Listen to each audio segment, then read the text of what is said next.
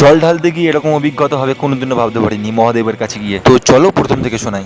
আজকের দিনটা ছিল শ্রাবণ মাসের তৃতীয় সোমবার। সোমনাথ যাওয়ার প্ল্যান হঠাৎ করে হয়ে ওঠে। আর এই রকম এক্সপিরিয়েন্স আমার জীবনে প্রথমবার। এরকম প্রথমবার হেঁটে হেঁটে ঠাকুরের মাথায় জল ঢালা, এটা আমার জীবনে প্রথমবার এক্সপিরিয়েন্স। তো খুবই খুবই খুবই ভালো লেগেছে। তো আমরা প্রথমেই সবাই বেরিয়ে পড়ি ব্যারাকপুর থেকে দক্ষিণেশ্বরে যাওয়ার উদ্দেশ্যে। তারপর দক্ষিণেশ্বর মায়ের মন্দিরের ঘাটের থেকে স্নান করে আমরা ওখান থেকে হেঁটে হেঁটে হেঁটে হেঁটে প্রায় 16 থেকে 17 কিলোমিটার হেঁটে বিডি রোড ধরে চলে আসি শম্ভুনাথ ভোলে বাবার মন্দিরের উদ্দেশ্যে। আমরা যেহেতু সারা রাত হেঁটেছি, মিনিমাম 4 থেকে 5 ঘন্টা হাঁটতেও লেগেছে আমাদের।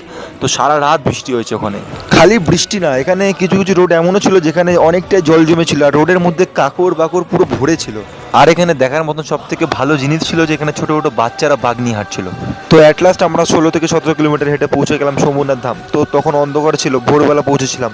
তারপর ধীরে ধীরে ধীরে ধীরে রাত্রির কেটে সকাল হয়ে উঠলো। তো আমাদের পুজো কমপ্লিট হলো, ভোলে বাবার মাথায় আমরা জল ঢাললাম। হর হর মহাদেব।